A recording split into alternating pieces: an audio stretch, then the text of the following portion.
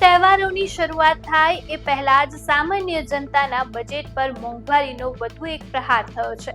ખાંડના ભાવ 70 રૂપિયાને પાર પહોંચ્યા બાદ હવે સૂકા મેવાના ભાવમાં પણ ભડકો થયો છે.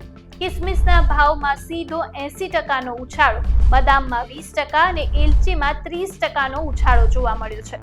એટલે કે શ્રાવણમાં મહાદેવજીનો પ્રસાદ હોય, રક્ષાબંધનની મીઠાઈ હોય કે પછી ગણેશ ઉત્સવનો લાડુ હોય, તહેવારની મીઠાશ હવે ખિસ્સા પર ભાડે પડવાની છે. તો આખરે સૂકા મેવાના ભાવ કેમ આસમાને પહોંચ્યા અને શું આગામી તહેવારમાં મીઠાઈ પણ મોંઘી થશે? જુઓ અમારા ખાસ એક્સપ્લેનરમાં. નમસ્કાર, હું છું પલક અને ન્યૂ ભારત ન્યૂઝમાં આપનું સ્વાગત છે. ગુજરાતના બજારમાં તહેવારની રોનક વચ્ચે મોંઘવારીનો રંગ વધુ ઘેરો બન્યો છે. ખાંડના ભાવમાં વધારા બાદ હવે સૂકા મેવાના ભાવમાં પણ મોટો ઉછાળો જોવા મળી રહ્યો છે. માર્કેટના સૂત્ર અનુસાર થોડા સમય પહેલા જ 150 પ્રતિ કિલો મળતી કિસમિસ હવે 450 રૂપિયા સુધી પહોંચી ગઈ છે. બદામના ભાવમાં પણ માત્ર એક જ સપ્તાહમાં 1000 રૂપિયાથી વધીને 1200 રૂપિયા પ્રતિ કિલો પહોંચી ગયો છે. જ્યારે એલચીનો ભાવ ₹3500 થી વધીને 4500 પ્રતિ કિલો સુધી પહોંચી ગયો છે. અર્થાત કિસમિસમાં 80%, બદામમાં 20% અને એલચીમાં 30% જેટલો વધારો નોંધાયો છે. આ ભાવ વધારાની સીધી અસર હવે મીઠાઈ અને પ્રસાદ પર જોવા મળી રહી છે.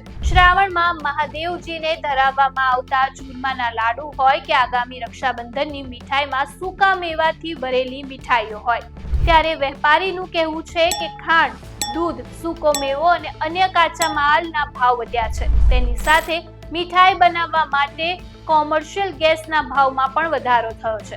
આ તમામ કારણને પગલે કેટલાક વેપારીઓએ અત્યારથી જ મીઠાઈના ભાવ પ્રતિ કિલો 40 થી 50 રૂપિયાનો વધારો કરી દીધો છે. જ્યારે આગામી દિવસમાં પેંડા, કાજુ કતરી સહિતની મીઠાઈના ભાવમાં 10% સુધીનો વધારો થવાની શક્યતા છે.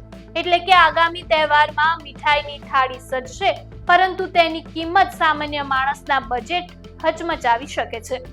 તહેવારોમાં મીઠાઈ વગર ઉજવણી અધૂરી લાગે છે, પરંતુ આ વખતે મીઠાઈની સાથે મોંઘવારીનો સ્વાદ પણ ચાખવો પડશે. કિસમિસમાં 80%, બદામમાં 20%, એલચીમાં 30% મોંઘવારી જોવા મળી છે. તો હવે મીઠાઈના ભાવ પર તેની સીધી અસર પડશે. ખાંડ સહિત કાચા માલના ભાવમાં પણ ભાવ વધારો યથાવત છે. તો આગામી તહેવારમાં મીઠાઈ વધુ મોંઘી થવાની શક્યતા છે. એટલે કે આ વર્ષે તહેવારમાં મીઠાઈની મીઠાશ માણતા પહેલા ખિસ્સાનું બજેટ ચકાસવું જરૂરી બનશે. આપને આ માહિતી કેવી લાગી અમને કમેન્ટ સેક્શનમાં જરૂરથી જણાવજો. નમસ્કાર.